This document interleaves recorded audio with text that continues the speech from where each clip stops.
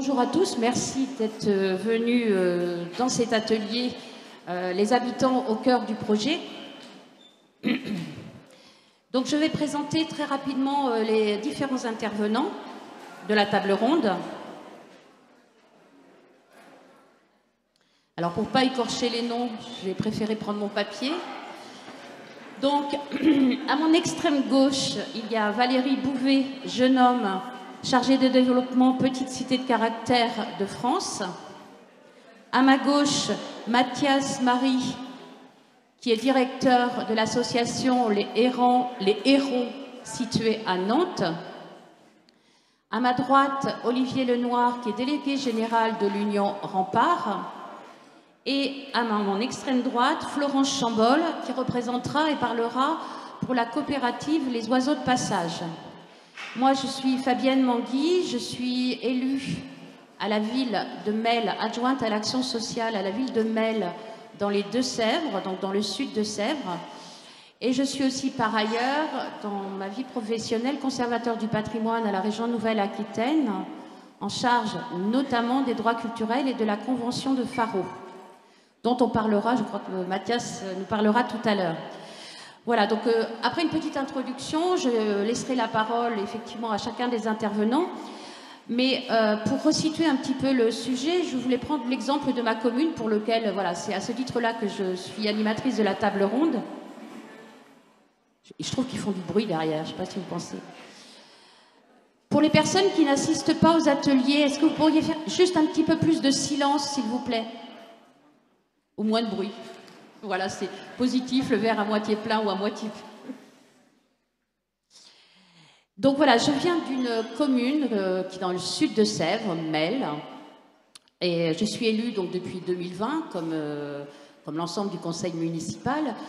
Et cette liste a travaillé, donc qui est élue aujourd'hui, donc l'ensemble du conseil municipal a été élu à partir d'un travail d'une durée d'1 année pour la constitution d'un programme.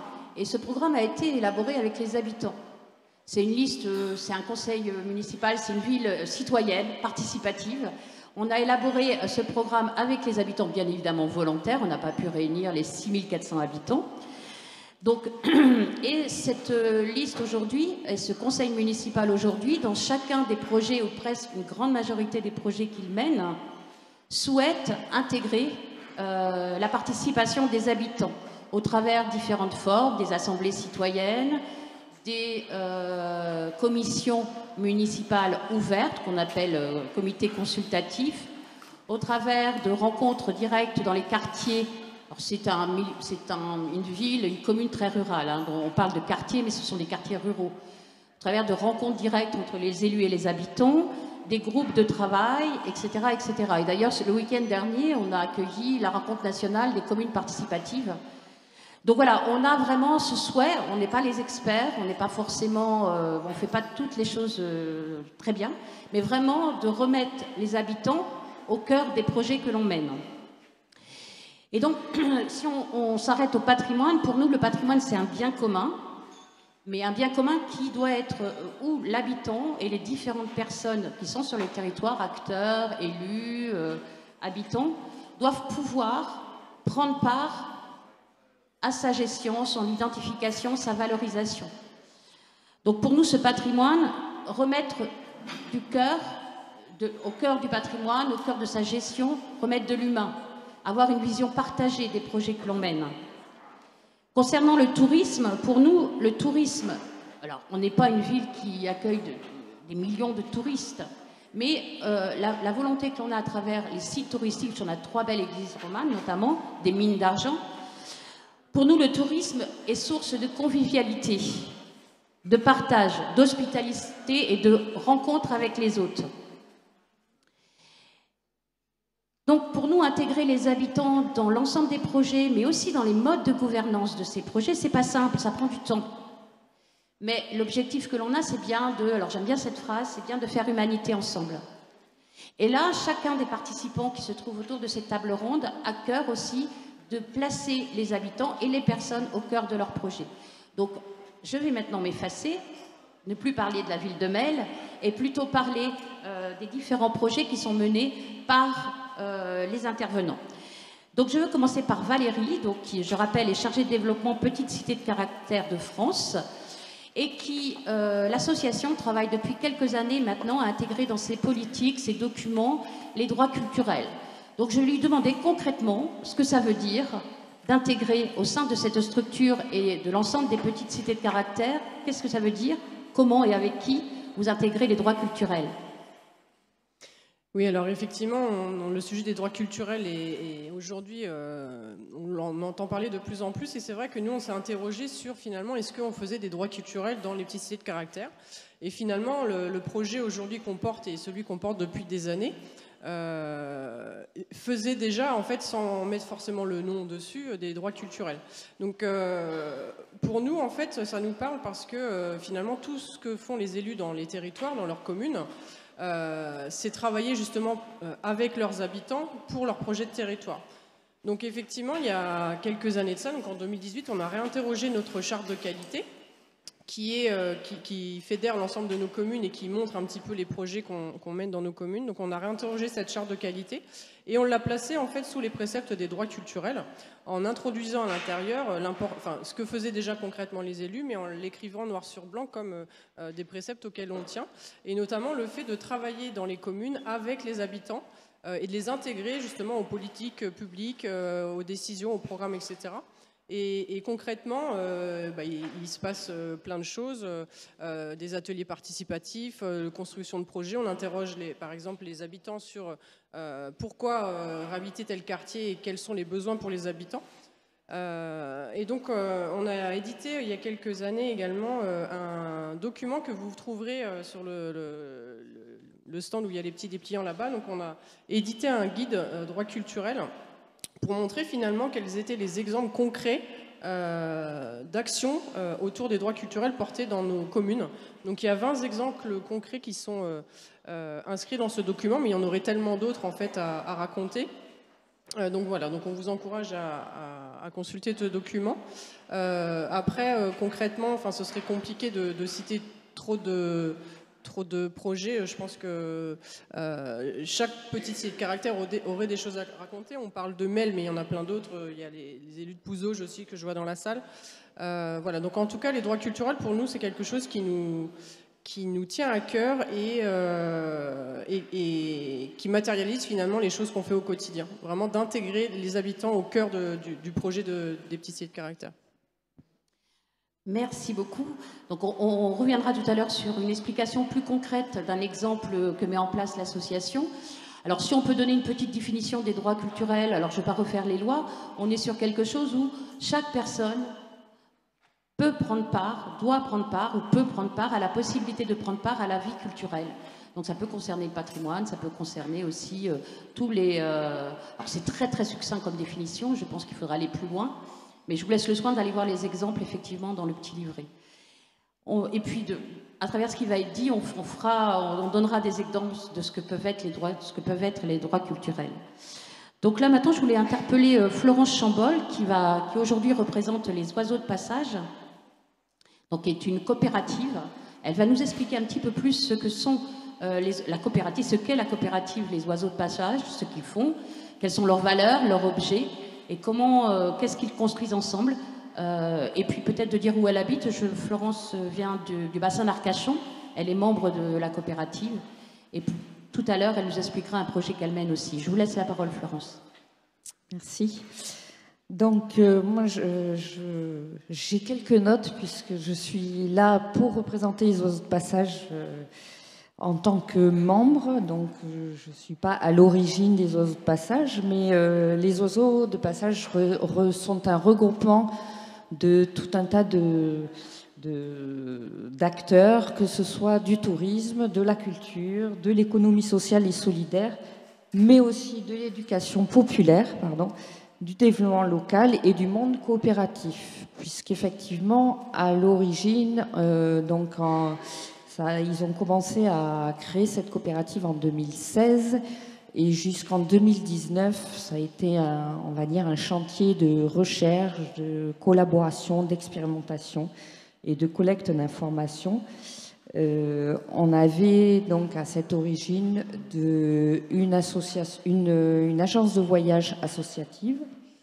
un collectif d'hospitalité géré par des habitants, une fédération de commerce équitable et un tiers-lieu qui se sont associés à 5 associés physiques pour créer une société coopérative d'intérêt collectif, donc les oiseaux de passage.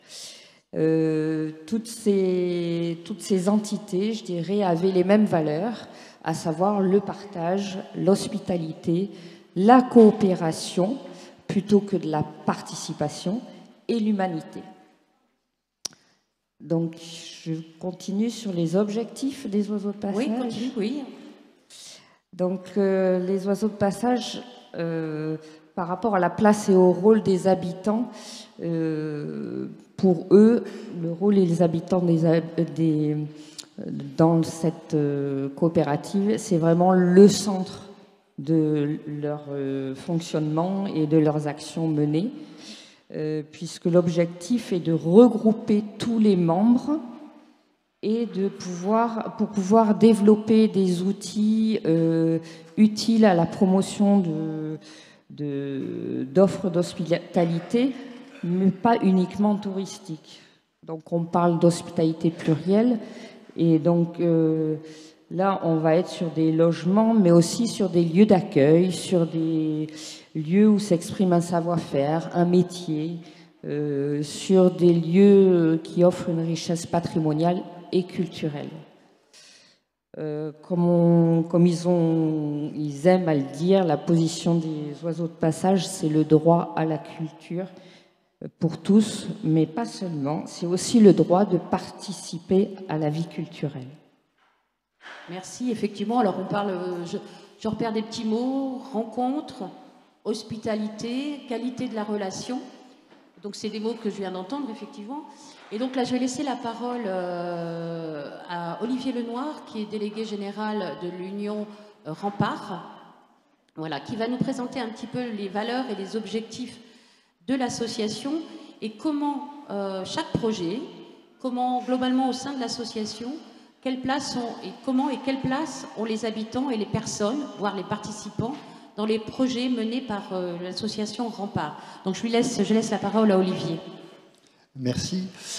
Bonjour à toutes et tous. Oui, quelques mots peut-être pour d'abord présenter ce que c'est que Rempart avant ses valeurs. Donc Rempart, c'est un réseau. On regroupe 200 associations locales de sauvegarde du patrimoine partout en France. On est nous-mêmes une union donc d'associations, de ces associations locales et régionales.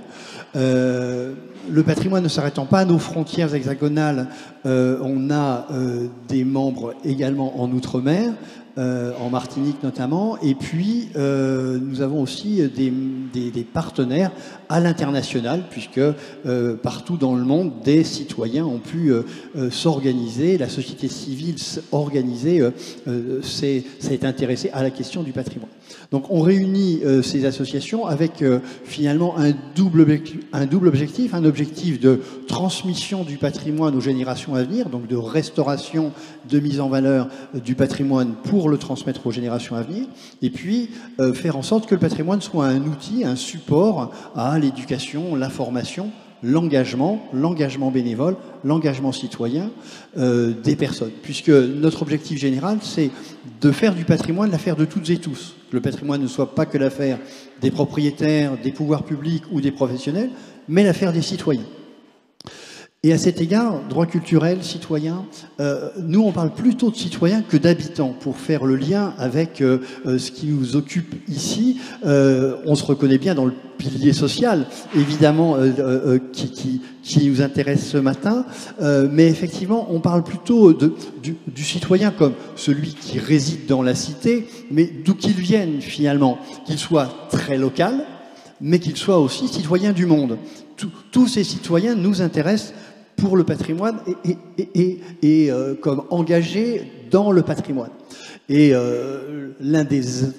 l'une des actions que nous portons, c'est par exemple ces chantiers de bénévoles, ces chantiers participatifs qui permettent l'engagement des citoyens, d'où qu'ils viennent, localement nationalement, internationalement, à l'égard d'un élément du patrimoine, le patrimoine étant le support de leur rencontre, de leur action, la notion de restauration, de mise en valeur, mais aussi le patrimoine étant le lieu d'accueil de ces personnes, le support de cette rencontre, que l'on habite localement et que l'on soit finalement le voisin du château, du lavoir qu'on est en train de restaurer, ou bien qu'on vienne de Chine, du Mexique ou de la banlieue parisienne pour venir au fin fond de la Creuse restaurer ce patrimoine, ce château, ce lavoir. Donc pour nous, le patrimoine est à la fois l'objectif de notre association, mais aussi et surtout un support d'éducation populaire finalement, et qui va permettre de faire société, de permettre et de favoriser une rencontre de gens qui n'avaient aucune chance de se rencontrer ailleurs que là. Rien ne les faisait, les destinait à agir, à se rencontrer, à se connaître. Et finalement, le patrimoine est pour nous un moyen de déconstruire des représentations et de construire ensemble une société plus juste, plus solidaire, au travers et en prenant appui sur le patrimoine. Merci beaucoup Olivier. Alors c'est vrai que la question des mots est importante, hein. Citoyens pour les uns, habitants pour les autres. La convention de Faro, c'est une convention du Conseil de l'Europe que l'on appelle Faro, puisqu'elle a été signée à Faro au Portugal, mais le vrai titre de la convention, c'est sur la valeur du patrimoine pour la société, parle de communauté patrimoniale. Donc les communautés patrimoniales, ce sont des personnes qui se regroupent parce que pour elles, le patrimoine, elles accordent valeur et sens au patrimoine ensemble. C'est des communautés qui sont très fluctuantes, qui peuvent à un moment donné changer, voilà, qui intègrent la diversité culturelle, ce dont parlait tout à l'heure Olivier. Donc voilà, les mots ont leur importance, mais là où on se trouve, l'idée, c'est bien d'engager le dialogue avec des personnes qui habitent sur le territoire, mais aussi des personnes qui n'habitent pas sur le territoire. Avec des acteurs, avec des habitants, avec des élus, avec des experts scientifiques. C'est d'engager le dialogue où chacun peut trouver et prendre sa place. Donc là, je passais la parole à Mathias Marie, qui est donc le directeur de l'association Les Hérons de Nantes, qui va aussi nous parler de la convention de Faro, parce qu'on travaille ensemble d'ailleurs sur un réseau national des acteurs de la convention de Faro, quelque chose qu'il pratique depuis de longues années. Donc il va nous présenter l'association Les Hérons, ce qu'ils font, comment ils intègrent les personnes dans leurs projets, comment même dans la gestion et la gouvernance de l'association. Voilà, donc je lui laisse la parole. Bonjour à toutes et tous. Juste avant de vous présenter les Hérons, je veux faire le lien avec la conférence qu'on a eue tout à l'heure et puis Faro, parce qu'en fait, rien ne me prédestinait aujourd'hui à être ici, à vous parler. En fait, aujourd'hui, je suis salarié du milieu, ce qu'on appelle touristique, culturel, etc. Mais j'en viens pas du tout. En fait, moi, je viens peut-être justement de l'autre monde, du monde de la modernité. Moi, je suis arrivé à Nantes et donc j'ai fait des études de communication, marketing. J'ai travaillé dans des grandes agences de communication, marketing. Et à un moment donné, ça m'a inspiré ce que vous avez dit. Je me suis posé la question, mais qu'est-ce que je fais dans ma ville en fait? Qu'est-ce que je fais aujourd'hui en fait? Et je me souviens très très bien vraiment de ce moment où je roulais, donc la question de la mobilité, je rentrais domicile-travail, enfin c'était plutôt travail-domicile en me disant mais qu'est-ce que tu fais de tes journées? Qu'est-ce que tu fais de tes journées à Nantes en fait? Et tu connais ta ville, tu la pratiques, qu'est-ce que je fais aujourd'hui? Et puis du coup il y a eu un peu un premier déclic, ça a été une première rencontre. Donc il y a eu un premier déclic, c'est déjà partir, arrêter de travailler, d'arrêter ce travail-là en se disant que bah voilà, j'y trouvais plus de sens en tout cas. Et puis la deuxième, ça a été la rencontre avec un réseau que vous connaissez peut-être, le réseau des Greeters. Donc ces habitants qui font des balades bénévoles et gratuites. Et c'est là qu'a commencé donc l'histoire de mon implication en tant qu'habitant ou que personne voilà, qui fait découvrir sa ville de façon bénévole et gratuite. Donc pour moi, ça raconte aussi Faro. Ça raconte aussi de se poser la question je vis ici, j'habite ici, j'ai des amis, mais qu'est-ce que j'y fais en fait concrètement? Comment je vis ce lieu et voilà, comment je le consomme pas, mais plutôt comment j'ai envie de m'y intégrer, de me poser des vraies questions dessus, ce lieu que j'habite, quoi. Et donc il y avait au sein des Greeters, donc ces habitants, il y avait une question pour expliquer d'où viennent les ronds et pourquoi il y a les ronds. Il y avait une question en 2007, donc avec la création des Greeters, de se dire voilà, on est en train de mettre en tourisme la ville. C'était le gros truc de se dire voilà, on va mettre en tourisme la ville. Et déjà, des personnes dans le milieu touristique pressentaient que mettre en tourisme la ville, ça veut dire avoir une politique ultra professionnelle. Et de se dire, en fait, on va peut-être se dire, les habitants, on va les mettre de côté. Donc il y a 5 personnes, 5 femmes, un peu irréductibles de la culture et du tourisme, qui se sont dit, oula, attention, on sent venir le truc d'un truc ultra professionnel et peut-être ultra technocratique. Donc elles se sont dit, voilà, il faut qu'on trouve quelque chose pour remettre la place des habitants, en tout cas que les Nantaises, les Nantais participent à ça, quoi. Donc c'est comme ça que sont nés les Gritters. Et puis après, pour arriver au Héron, je vais faire vite parce que c'est pratiquement 15 ans de militantisme, mais c'était de se dire, ok, mais quand on parle du tourisme, de la culture, on va parler du château, on va parler de l'île de Nantes, on va presque inventer des nouveaux objets qui vont dire que c'est la culture à Nantes. Donc nous, c'était de se dire, mais en fait, la ville de Nantes, c'est quoi et c'est qui surtout? C'est qui cette ville en fait? Et notamment, on mettait de côté toute une partie des gens qui vivent, qui travaillent, qui ont des relations, c'est notamment tous nos quartiers d'habitat populaire, dont on sait qu'il y a une véritable richesse patrimoniale, culturelle, une diversité, enfin, des connexions, un milieu associatif très fort. Et c'était de se dire, voilà, comment, en gros, si vous connaissez la ville de Nantes avec sa ligne verte, c'était en gros, comment on tire cette fameuse ligne verte, c'était la genèse, cette fameuse ligne verte du voyage à Nantes vers nos quartiers d'habitat populaire. Et comment on fait pour que ces gens-là, ces personnes qu'en fait, nous, on rencontrait depuis un moment, qui sont aussi très attachées à leur lieu, à ces quartiers, comment elles peuvent participer à accueillir. Et donc, en fait, ça parle aussi de l'hospitalité. Moi, je pense qu'à un moment donné, tous nos sujets, tous nos débats, et si je devais résumer la convention de Faro, nous, tout ce qui nous importe, en tout cas chez les Hérons, donc il y a aujourd'hui une communauté d'hospitalité avec des habitants, des associations, des artistes, c'est l'hospitalité. Et c'est même l'hospitalité dans cette communauté d'hospitalité. C'est comme à un moment donné, on fait des liens avec des habitants et des artistes, on travaille sur le même projet associatif, sur la même, peut-être on essaye de tirer vers une vision de ce qu'on aura envie de la culture et du tourisme, entre guillemets, chez nous. Donc pour moi, aujourd'hui, je ne vais pas expliquer ce qu'est la Convention de Faro, mais aujourd'hui, on l'a fait vivre chez nous comme ça, en se disant, voilà, comment on a, chez nous, dans cette petite communauté, aujourd'hui, c'est une 30aine d'adhérents, comment on fait pour créer des liens et comment on fait pour essayer de diffuser sur la métropole, voilà, l'envie qu'on a d'accueillir et de partager. Merci Mathias. Alors effectivement, je vous invite clairement à aller regarder ce qu'est la Convention de Faro.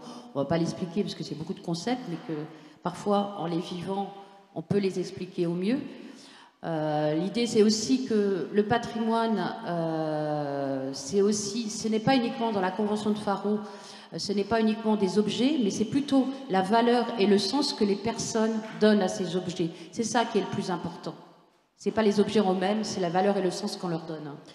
Donc là, on va aller vers quelque chose de beaucoup plus concret et après, on aura un petit temps d'échange, parce que l'intérêt aussi, c'est pouvoir répondre à vos questions. On n'a pas le temps d'aborder tous les sujets de façon très concrète. Donc Valérie va nous expliquer un petit peu un projet qui est actuellement mené par l'association des petites cités de caractère. J'ai perdu le nom, mais elle va nous le dire tout de suite et qui illustre parfaitement ce qu'ils veulent mettre en place en intégrant les droits culturels. Donc je laisse Valérie présenter le nom du projet et puis le projet en lui-même concrètement. Oui, alors aujourd'hui, au niveau national, on est en train de développer un premier événement qui s'appelle les Dimanches de caractère et qui est né en fait dans ce département, donc en Sarthe, il y a 15 ans maintenant. Donc les Dimanches de caractère, en fait, on s'était interrogé à l'époque pour savoir finalement comment découvrir nos petites cités de caractère d'une autre façon que celle qu'on connaît habituellement. Et le principe est tout simple, hein, c'est une visite déambulatoire dans une petite cité de caractère où on prend son temps un dimanche après-midi pour aller à la rencontre des trésors cachés, si on peut le dire comme ça. Et aujourd'hui, donc ça fait 15 ans que ça existe, ça fait 2 ans aujourd'hui qu'on essaie de le développer au niveau national. Et ce qui fonctionne très bien, c'est qu'on en a parlé tout à l'heure, c'est l'idée de les communautés patrimoniales. C'est-à-dire qu'à travers cet événement-là, on arrive à fédérer l'ensemble des acteurs de la cité pour finalement raconter une histoire qui est celle des habitants, des citoyens, où chacun, en fait, finalement, a une histoire à raconter ou quelque chose à partager.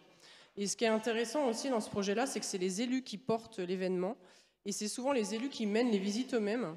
et qui arrivent à fédérer autour d'eux des associations, des artisans d'art, leurs commerçants qui vont faire déguster leurs produits, et les habitants qui vont être porteurs d'une histoire parce qu'ils ont vécu quelque chose à un moment donné, parce qu'ils ont un savoir-faire à montrer.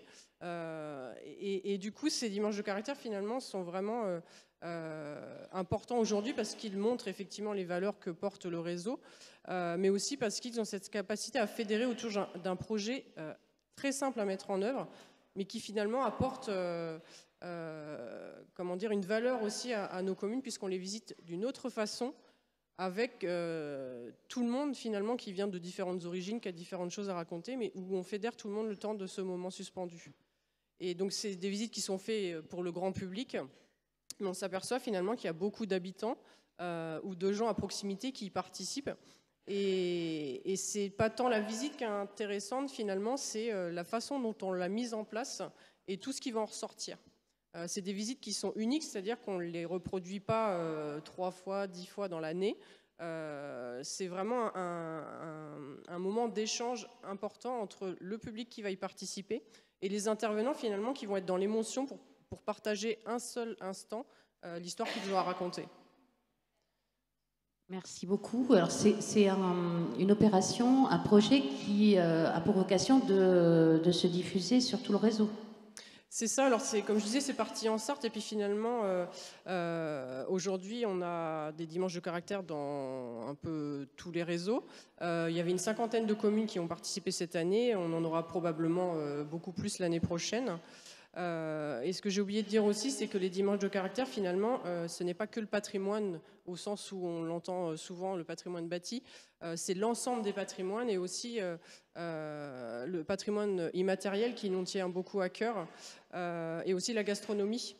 Et donc à travers ces dimanches de caractère, ça nous permet aussi finalement de montrer la pluralité des patrimoines et tout ce qu'on peut vivre et découvrir en fait dans les petites cités de caractère. Donc ça c'est important aussi parce que finalement les droits culturels sont étroitement liés au patrimoine culturel immatériel, puisque l'immatériel en fait on a à travers ça les savoir-faire comme je disais, mais aussi toutes les cultures, toutes les traditions, les langues, etc. Merci beaucoup. Effectivement, d'intégrer les communautés patrimoniales à un projet de développement touristique, qu'ils prennent leur part dans un projet de développement touristique ou patrimonial, c'est élargir à la fois les connaissances, avoir cette vision à 360 degrés, plus que des experts, mais avec les experts scientifiques. C'est aussi se préoccuper des usages du patrimoine. Donc voilà, c'est pas uniquement une église, c'est pas uniquement une architecture, c'est aussi les usages qui sont et qui ont été et qui seront. Voilà, c'est qu'est-ce qu'on en fait. Donc c'est bien le sens et la valeur que chacun accorde à ce patrimoine-là qui permet d'approfondir la connaissance, d'approfondir effectivement sa gestion, sa conservation. Donc voilà, ensemble, on peut aller un petit peu plus loin en termes de connaissance et de valorisation. Et j'ajouterais aussi, parce que Olivier en a parlé tout à l'heure, l'importance aussi, c'est qu'il y ait une vraie prise de conscience aussi des gens qui interviennent, de se dire finalement j'ai aussi quelque chose à partager et je peux contribuer finalement à la culture, partager ma culture ou partager ce petit moment. Et parce que c'est vrai que la culture, souvent, vu de l'extérieur, on se dit c'est quelque chose qui n'est pas fait pour moi, je ne sais pas comment contribuer. Et finalement, le fait de participer, d'ouvrir juste sa maison, par exemple, les habitants sont assez heureux parce qu'ils se disent finalement j'ai une valeur aussi, mon bien a une valeur que je peux partager avec quelqu'un d'autre. Et on a d'ailleurs parfois des habitants qui continuent à ouvrir leur maison, par exemple pour les journées du patrimoine, etc. Et c'était finalement un premier pas vers ce partage avec les autres. Merci beaucoup. Et je vais laisser la parole maintenant à Florence qui va aussi nous parler d'un projet qu'elle mène sur son territoire, sur la place et le rôle des personnes dans ce projet-là, et pourquoi et comment cette place est importante et ces rôles sont importants. Donc je lui laisse parler du projet, donc j'ai oublié aussi le nom. Raconte-moi la LER ou quelque chose comme ça. Oui, alors peut-être qu'avant je vais me resituer. En fait, FLAU, c'est FL''EAU. C'est une agence de voyage locale qui est dans la région du Sud-Ouest et qui privilégie les modes de déplacement doux. Donc ça va du canoë, la rando, le vélo. Et c'est grâce à un autre collectif qui s'appelle les Imaginataires, qui regroupe les acteurs d'un tourisme éco-responsable au sein du parc naturel régional des Landes de Gascogne depuis déjà plus d'une dizaine d'années, que j'ai pu rencontrer les premiers oiseaux de passage. Et grâce à ces deux collectifs, j'ai pu acquérir certaines pratiques, dont celle du récit, et en particulier, donc là je vais vous en lire un petit bout, le récit des non-humains qu'on essaye de privilégier dans le sens où c'est parfois plus facile de faire parler l'environnement ou quelqu'un d'autre que soi-même. Et donc, et en sachant qu'on a toujours un lien avec cet environnement, dans le cas concret, et qu'on essaye de développer toujours pareil, c'est ce que je disais tout à l'heure, une coopération plutôt qu'une participation. Donc, ce petit récit s'appelle « Bonjour, je suis la Leyre, fleuve à l'origine du bassin d'Arcachon. En septembre 2017, j'ai été reconnue en partie rivière sauvage grâce à ma faune, ma flore et la pureté de mon environnement. Je vous invite à naviguer sur mes eaux dorées, à cause du fer, au milieu d'une verdure magnifique, lorsque les osmondes royales se sont déroulées, au milieu des iris jaunes au printemps, ou sous la forêt galerie formée par les arbres de chaque côté de mon lit, les chênes, les aulnes, les saules. Au cours de ma descente sur les canoës traditionnels de flot en toute intimité, vous pourrez prendre le temps d'observer les demoiselles, libellules bleues, mais aussi ses cousines vertes, rouges, dorées et parfois plus grosses. Si vous êtes chanceux, dans le silence de mon jardin aquatique, vous apercevrez peut-être la biche venue boire mon eau, la loutre, signe de ma bonne santé, ou le martin pêcheur qui vous ravira de son bleu électrique. Ici ou là, vous pourrez vous arrêter pour découvrir un land art entretenu par des artistes, mais aussi par les villageois, petits et grands, pour aller à la rencontre d'un souffleur de verre. Ou peut-être croiserez-vous un forestier qui se fera un plaisir de vous raconter la forêt des Landes de Gascogne. Merci beaucoup Florence. Alors c'est vrai que dans ces pratiques touristiques et patrimoniales, la notion du récit, de la diversité et de la multiplicité des récits touche de près à l'hospitalité, comment on parle de son territoire, comment on le raconte pour aller à la rencontre de l'autre, de celui qui vient. Voilà, c'est ça un petit peu les récits. Et les récits sont des récits d'habitants, il n'y a pas un unique récit, c'est pas un récit national, hein, ce qu'on pouvait après.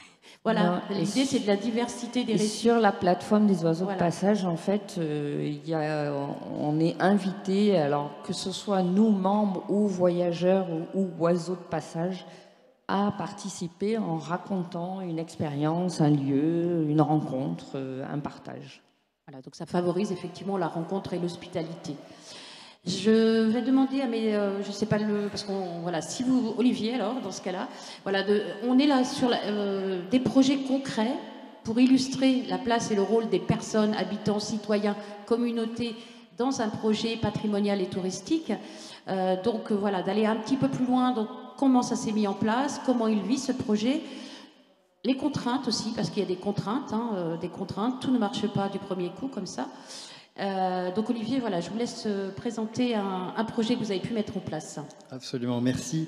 Moi, je voulais vous emmener dans la région des Hauts-de-France, dans le département de l'Aisne, dans une petite ville d'un millier d'habitants qui s'appelle Coucy-le-Château.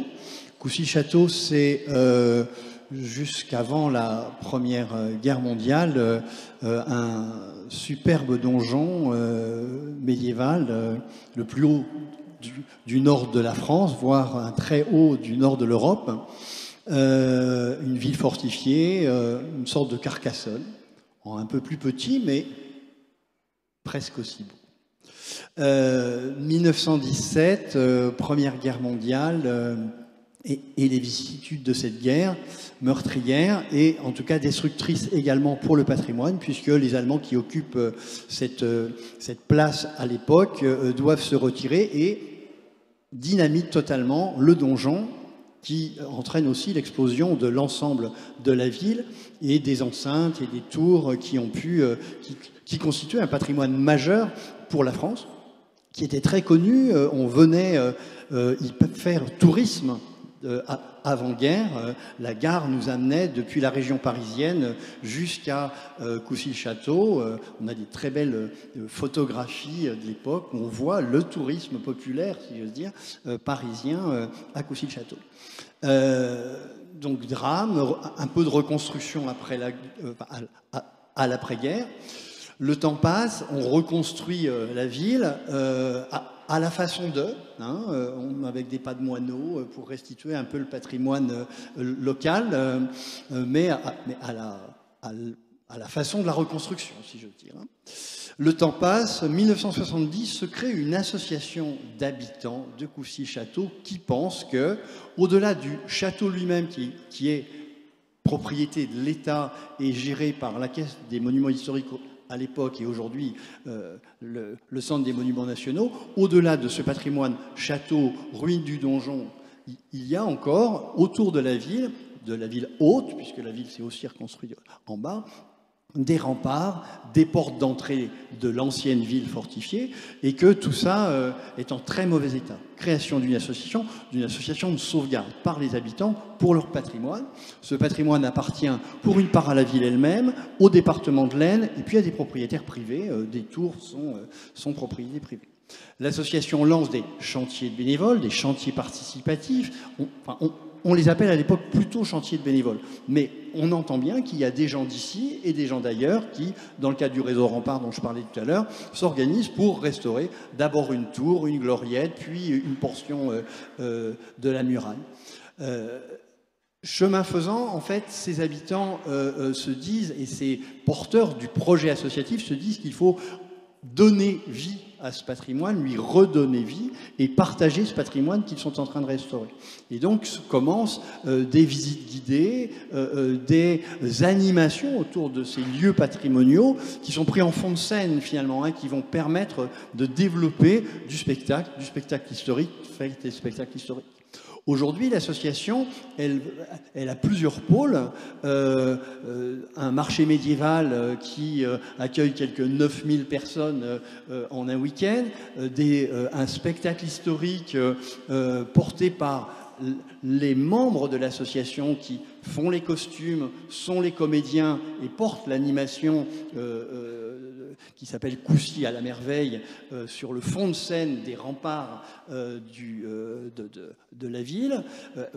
Ces habitants, ces membres de l'association organisent des visites guidées des remparts et notamment des visites nocturnes au flambeau pour faire découvrir leur patrimoine, puisque ces visites notamment, elles sont portées par des bénévoles de l'association qui échangent leur connaissance du monument, du patrimoine, d'autant plus que pour une part, certains d'entre eux ont contribué à la restauration de ces murailles, de ces remparts, de ces tours qu'ils font visiter. Donc ils en parlent avec d'autant plus de connaissances qu'ils ont taillé la pierre, taillé les charpentes sur lesquelles finalement on se promène pour faire visiter tout cela. Donc il y a véritablement intrication entre la restauration d'un patrimoine qui nous est cher parce qu'il nous est tout proche, et puis que nous partageons avec d'autres bénévoles quand nous participons à la restauration du patrimoine, avec des gens de passage qui viennent découvrir à l'occasion d'une animation, d'un marché ou d'une fête médiévale ce patrimoine pour lequel nous nous engageons en tant que bénévoles, en tant que membres de l'association, en tant que restaurateurs et animateurs du patrimoine.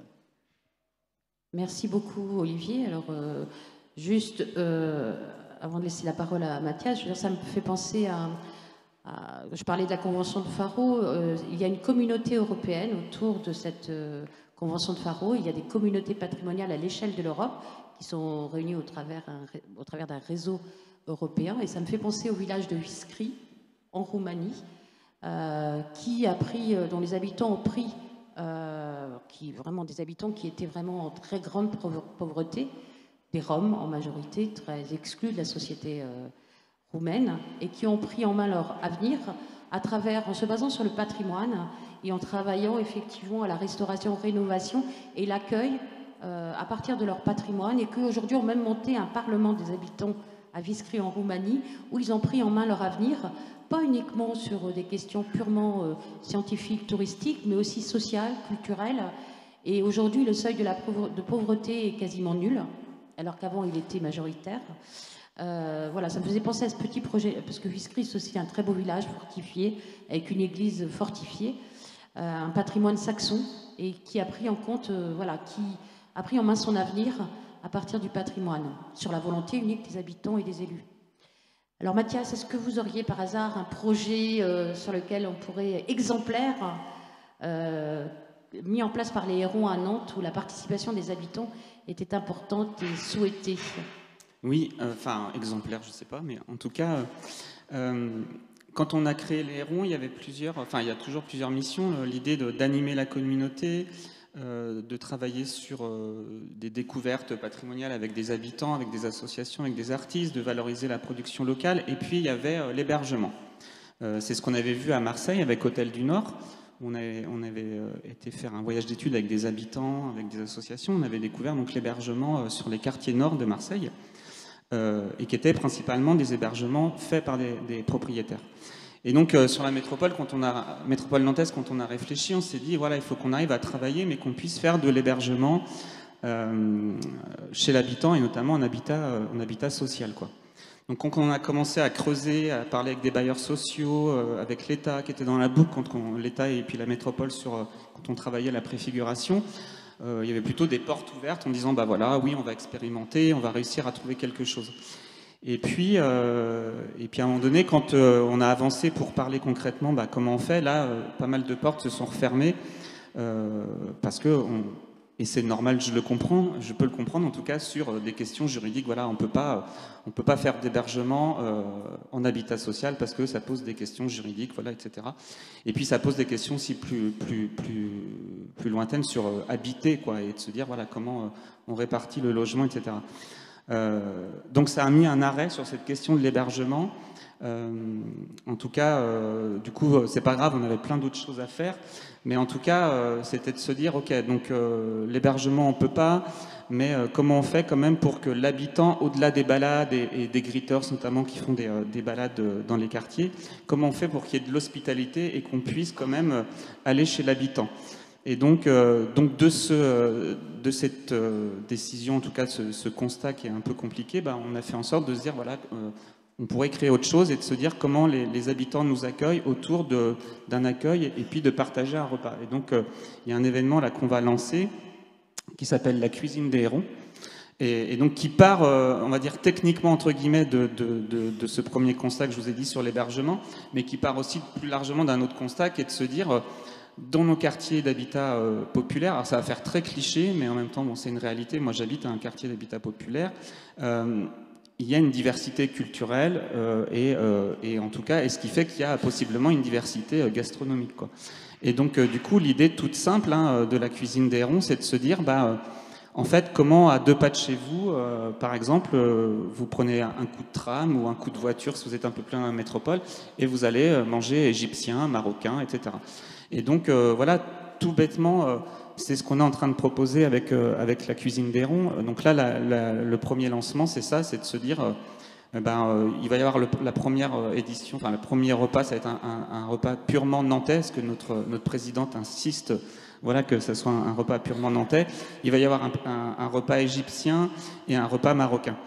Alors, je reprends les mots de Prosper, parce qu'en fait, ce que j'ai en train de vous expliquer, en fait, et ce qu'on dit souvent, Prosper le dit, c'est en fait, ça se vit. Donc, c'est un peu compliqué d'expliquer un truc qui paraît hyper naturel, de dire on va accueillir des gens. Sauf qu'en fait, quand on a ces repas ou ces balades, c'est pour ça que Faro, je trouve que c'est toujours compliqué d'expliquer, c'est qu'en fait, quand on est sur le moment présent, on comprend tout l'intérêt de ça.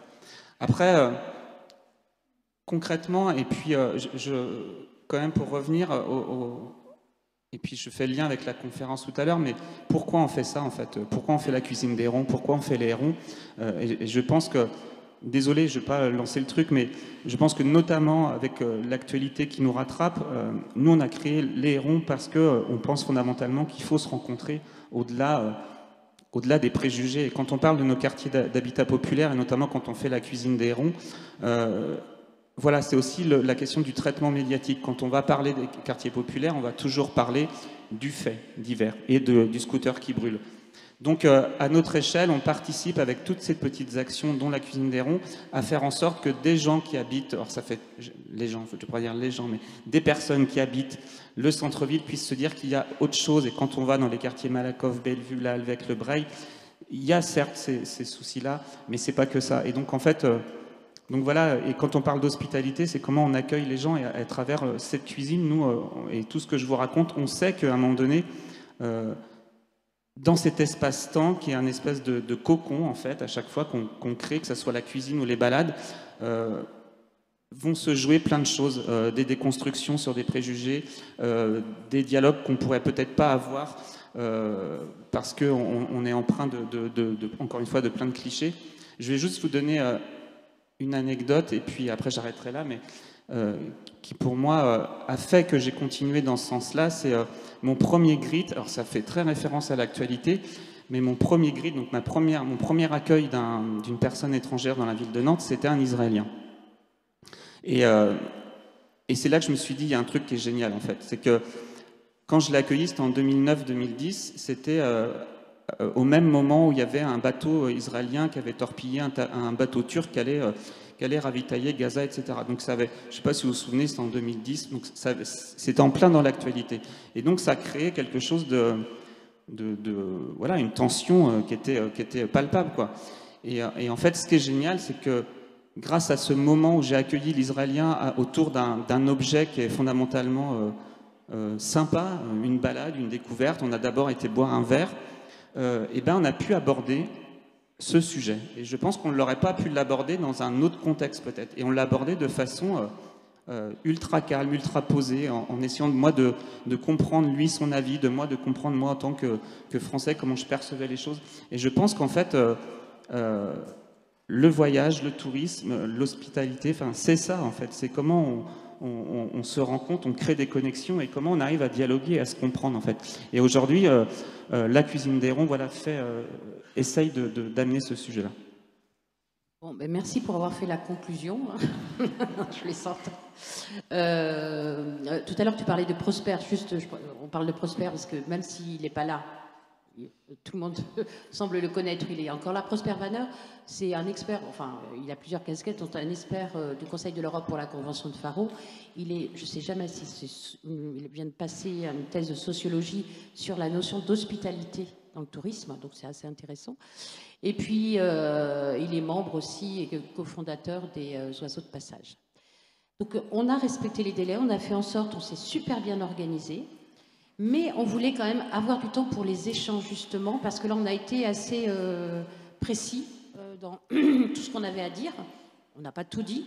Et maintenant, on souhaiterait pouvoir approfondir avec vous. On a un petit quart d'heure devant nous si vous avez des questions à poser à l'un d'entre nous.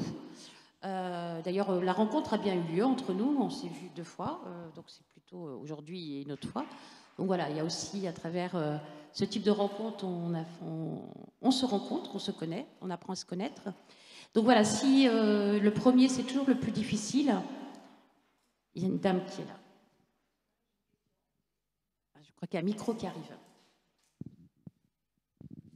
Bonjour, merci pour vos interventions. Donc moi je suis maire d'une commune et le côté participatif c'est quelque chose qui m'intéresse beaucoup. Et donc là j'ai entendu, je vais surtout parler des oiseaux de passage et des hérons, mais la question que je vais vous poser c'est quel lien justement vous faites avec un programme touristique ou culturel d'une commune. Alors Nantes c'est très gros, mais peut-être que les oiseaux de passage, vous vivez dans un territoire ou une commune beaucoup plus petite je pense. Et je veux dire, donc, quelle place vous prenez au sein de la commune, comment vous êtes reconnu, comment vous participez de manière, non pas tout seul dans votre coin, parce que vous n'êtes pas tout seul dans votre coin, parce que vous êtes nombreux, mais comment vous vous inscrivez dans une politique communale. Qui veut répondre? Florence?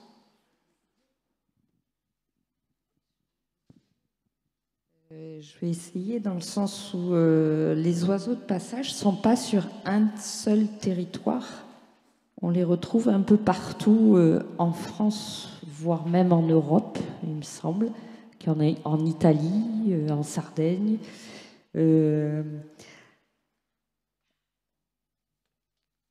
Comment l'intégrer à une commune? C'était ça la question? Alors les oiseaux de passage, en fait, aujourd'hui, après avoir été dans une phase de recherche, de collecte d'informations, etc., comme je disais tout à l'heure, ils sont aujourd'hui dans une démarche de proposer des formations. Alors, je ne vais pas toutes les énumérer, mais il y a entre autres dans ces formations-là, une excusez-moi, j'ai la lumière dans les yeux, qui s'intitule « De la participation à la coopération, pardon. Et cette formation-là est vraiment une formation typique qui peut s'adapter à tout site tout événement, je dirais, que ce soit la préparation d'un festival, d'une exposition ou tout événement culturel ou pas. Donc là, ça va être plus par rapport à leur formation qui propose qu'on peut effectivement apporter quelque chose au niveau d'une commune. Je ne sais pas si j'ai répondu à votre question. Si Mathias voulait rajouter un petit mot. Alors oui, je me faisais la réflexion, on a dans notre ville de Nantes et sur la métropole plein de petites cités de caractère. La cité d'Alvec, c'était une cité ouvrière, donc c'est une cité avec des caractères, je me faisais là. Donc après en milieu rural, j'y répondrai après, mais sur la question de lien avec la commune, pour être très clair et franc, c'était pas gagné d'avance. Il y a eu en 2007 la participation des habitants. C'est quoi ces habitants, qu'est-ce qu'ils y connaissent au patrimoine et la culture? Donc premier levier. Après on est arrivé en disant en 2011, on va faire des balades dans nos quartiers d'habitat populaire avec des habitants. Donc là vous poussez vraiment le bouchon hyper loin. 2018, voilà, on va dans les quartiers nord et puis on va vraiment ancrer de dire qu'on va le faire et puis en plus qu'on va mélanger des artistes avec des associations. Donc là, ce que je veux dire, c'était pas évident puis moi qui arrivais j'étais habitant, citoyen, je venais de la communication, quand je suis arrivé dans ce milieu-là, politique, enfin, j'y connaissais rien. Alors là, ça parlait chinois, moi j'avais juste une idée, puis on avait une idée en tête, c'était de dire comment on fait que les habitants puissent se faire découvrir leur quartier, c'était aussi simple que ça. Sauf que je me suis aperçu que ça posait plein de questions métaphysiques sur quelle était la place de la culture dans notre société, qu'il y avait des gens, a priori, qui avaient plus le droit de parler culture, patrimoine que d'autres. Bon, bref, je schématise bien sûr. C'était pas évident, hein, franchement. Après, je pense que tout est lié, en fait, si on résume, à des histoires de personnes et de rencontres. Et en fait, c'est un peu ce qu'on se disait la dernière fois, c'est d'accepter et le temps long dans la mise en place de nos projets, et puis même dans le fait d'expliquer l'intérêt. En fait, les Gritters, quand on expliquait ça en 2007, je vous dis, on nous disait c'est pas du tourisme, c'est pas ça, c'est pas ça. Le tourisme, c'est une nuitée, etc.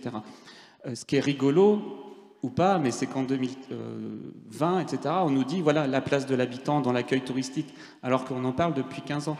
Mais aujourd'hui, il y a une forme d'acceptation et justement de se dire que voilà, c'est en train d'évoluer. Et donc voilà, nous, on est là-dessus, il y a des liens très forts. Maintenant, les hérons sont soutenus par la métropole nantaise. En fait, on a un financement pour développer, donc c'est hyper intéressant. En fait, voilà, les lignes bougent, comme on dit, mais parce qu'aussi, il y a des personnes voilà, qu'on a fait des preuves, on a démontré qu'il y avait quelque chose qui était en train de se passer.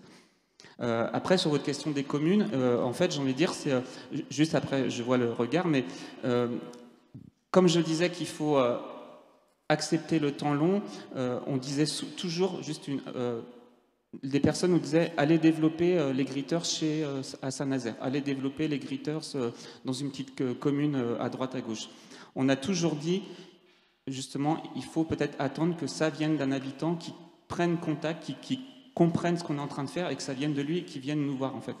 Donc, à un moment donné, il y a des communes, on le sait, qui, si je prends l'exemple des Gritters, on n'a pas été les démarcher en disant « mettez une antenne Gritters chez vous, c'est génial ». En fait, on a attendu exprès pour se dire à un moment donné, il y a des habitants qui ont eu écho de ça, qui sont venus, en fait, on dit, en fait, on a envie de porter le projet. Merci beaucoup. Est-ce qu'il y a d'autres questions? Je vois dans le fond, Odile. Oui. Bonjour à tous, Odile Pradenfort, déléguée générale des centres culturels de rencontre. C'est pas tant une question, si vous le permettez, que d'apporter un témoignage à la question posée sur les communes rurales, puisque les 25 centres culturels de rencontre qui existent en France sont implantés dans des territoires très ruraux ou dans des villes, petites villes et villes moyennes. Et sur la question de la participation des habitants, il y a quelqu'un ce matin qui a parlé d'un point qui me paraît extrêmement important dans le processus, c'est prendre conscience de la réalité du quotidien et des préoccupations des habitants. Et pourquoi je cite ça? Parce que je voulais citer un exemple d'une communauté patrimoniale qui s'est constituée autour d'une abbaye en partant d'une préoccupation des habitants qui était qu'ils voulaient créer un marché de Noël. Voilà, quelquefois ce sont des choses très prosaïques qui vont permettre de créer le lien, un marché de Noël ou un groupe d'habitants qui va avoir envie de défendre un lavoir, et c'est le point de départ d'un processus un peu long. Là, je suis d'accord avec Mathias sur le fait qu'on a besoin d'avoir conscience des préoccupations des habitants, on a besoin de temps, et puis on a besoin aussi d'une idée chère à Prosper, qui décidément aura été là, présent dans nos esprits, mais c'est celle de la diversité des récits, et qu'il faut pouvoir être sur un territoire à l'écoute de ce que les gens ont envie de dire, de dissonant par rapport à notre patrimoine, et pas perdre de vue qu'à certains moments, le très joli patrimoine comme l'abbaye de l'Épau, à un moment, ça a pu être un squat, ça a pu être une prison à la fin de la guerre, ça a pu être toutes sortes de choses, mais qu'il faut pouvoir intégrer tous ces récits-là dans les liens qu'on a avec les habitants. Voilà, c'était ma petite minute, je vous donne des conseils. Merci beaucoup. Est-ce qu'il y a d'autres questions aux intervenants? Oui, Olivier, je te laisse répondre à une question qui n'a pas été posée. Non, si, que vous ne me posiez pas, madame, mais que je prends pour mon compte, c'est-à-dire, c'est quoi la relation entre des habitants qui créent une association de sauvegarde du patrimoine et qui développent un projet associatif et la collectivité? Alors, si je reprends l'exemple de Coucy, les relations sont excellentes parce que chacun a bien entendu qu'il y avait intérêt à co-construire, agir ensemble, mais je plaide pour le temps long, moi aussi. L'association se crée en 1970 et la préoccupation de la collectivité est pas du tout celle-là à ce moment-là, et voit finalement cette association comme quelque chose qui est porté par des gens, mais qui sont-ils, pourquoi le font-ils, et donc comment cette initiative citoyenne s'inscrit dans une politique publique, pour prendre les mots d'aujourd'hui, si je veux dire. Et ça s'est co-construit avec le temps. Et comme le patrimoine, c'est aussi du temps long, la restauration du patrimoine, la prise en compte, la prise en charge du patrimoine, c'est du temps long, ça tombe bien.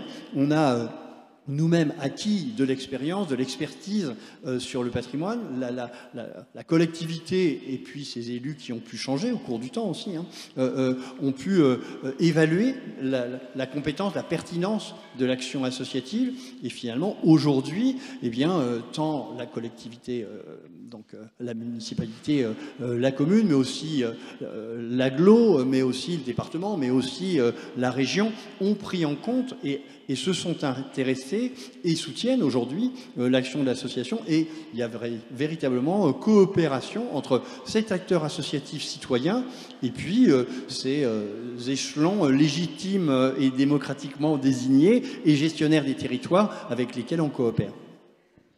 Merci beaucoup, Olivier. Alors, comme je sais qu'il faut qu'on coupe... D'accord, alors je voulais quand même terminer... Alors juste, parce que l'idée c'est... On peut les accueillir s'ils veulent nous écouter. L'idée de terminer, parce qu'il est quand même, on nous avait dit 15, je dois préciser qu'il est 13. Il reste encore 2 minutes.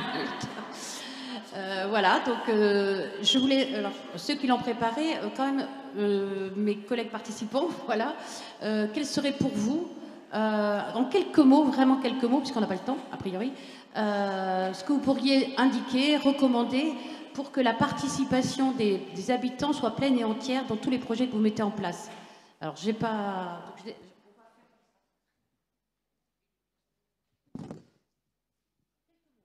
Ouais, je pense que la première question, c'est pourquoi je le fais, avec qui je le fais et dans quel objectif. Je pense que voilà, pour n'importe quel projet, il ne faut pas qu'il soit descendant.